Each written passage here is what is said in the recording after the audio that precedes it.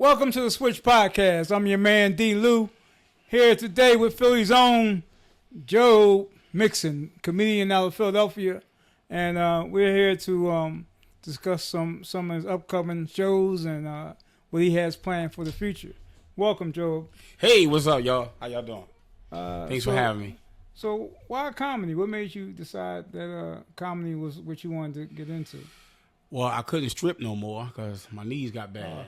I couldn't do that. So the next best thing is to tell jokes. Okay. It was just something that someone dared me to get on stage. Mm-hmm. It was a dare. Okay. It was just strictly a dare. And I went to this comedy club in Lancaster. They was having an open mic contest, and I got on stage and winged it the whole time. Wow. And I ended up winning, which is crazy. You want some money? I ain't win no money, though, but I got a plate. Oh. I did get a chance. You did comedy for food? For food. Oh, that's the first I ever heard that. That was interesting. Yeah, it was something I never did before, and I just felt so comfortable. Okay. It was comfortable for me. Okay. So what are some of the comics that you work with since you've been in the game? Oh, man, I done did shows with a lot of comedians. You ever heard of that cartoon, EdEddnEddy? No. Well, anyway, it's a cartoon that used to come on back in the day. One guy does all three voices. I perform with him. I've worked with Kevin James.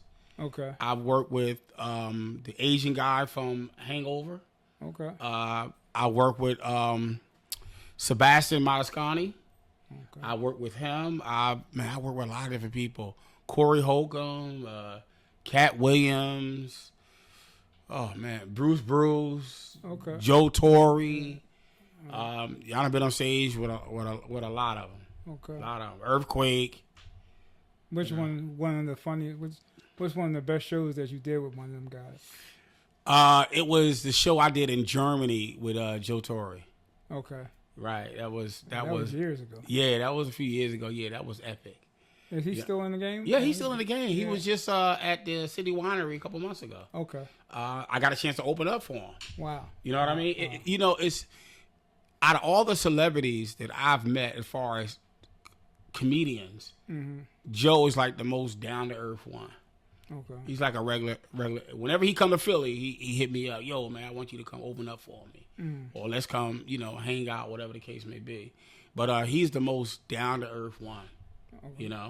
So what about Cat? No, Cat down to earth too. But I'm saying I have more of a relationship with Joe than I do, with Cat. But Cat is a real down to earth dude too, though. Okay. You know what I mean? He the one particular show that I first saw him perform at when he first came to Philly. This was years ago. He actually, when he got done his set, he actually came out and sat behind me. And we had a good conversation. He real down to earth dude. Okay. Yeah. So you had this big project you working on. Yes. Talking about the Book of Jobe? Yes. I am in the process of putting together to film my comedy special.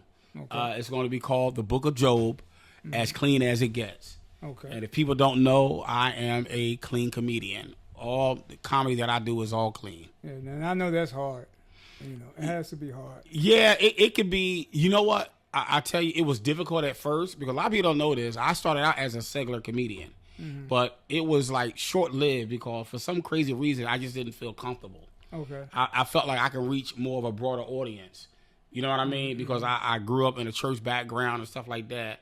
So it was kind of uneasy for me to be doing all that cussing and everything. And because I don't really do it in my personal life. So why was I doing it on stage? Yeah. You know what I mean? So I said, you know what? Let's do this clean thing and see how it goes. Okay. So who you get credit to for that as far as you growing up in an environment where you wasn't involved in cussing? My father. Man, my dad was no nonsense. Yeah. My dad was no nonsense. You know what I mean? And as far as in reference to the comedy, my father was like, because he came to a couple of my shows early on in my career, and he was like, hey, man, you don't have to cuss to be funny. We all funny in the family. Yeah. You ain't got to, go that route. You just be yourself. Wow. You know what I mean? And from that point on, I was like, okay, I'm gonna try it. And the first show that I did a clean show, it was in a competition, and I ended up winning. Because it was clean. Because I guess because it was clean, or you know what I mean. Yeah. It was different than the other comedians. Okay. And the crowd noticed it. So I was like, okay, wow, my dad on to something. Let me try this. Mm-hmm. So any movies, anything like that, you thought about doing anything like that? I had did a scene with Rodney Perry from and it was that's my alarm clock for me to eat.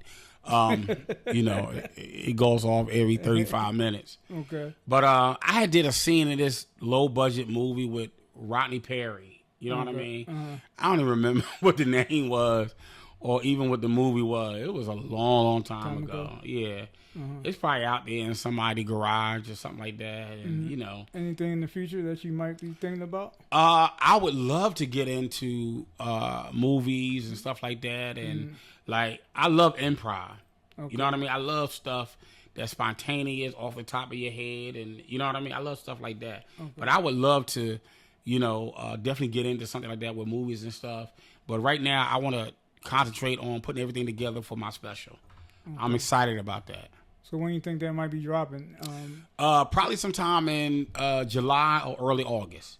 Okay. You know? Okay. And I'm already thinking about the lineup, who I'm going to have on the show.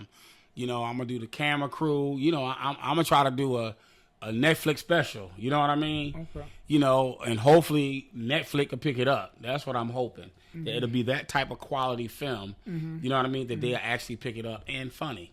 So you was asking for sponsors from what I hear? Yeah, I'm looking for sponsorship. You know, so that way that, you know, it'll also be beneficial for them because, hey, if Netflix or Hulu or any major network pick this up, that's going to propel their business out there. You know what I mean? Also, they're going to be on 5,000 flyers. That's going to be all over the city. It's going to be all over social media. Okay. You know, and, you know, they'll get exposure that way. And it's also going to be announced at the show. Okay.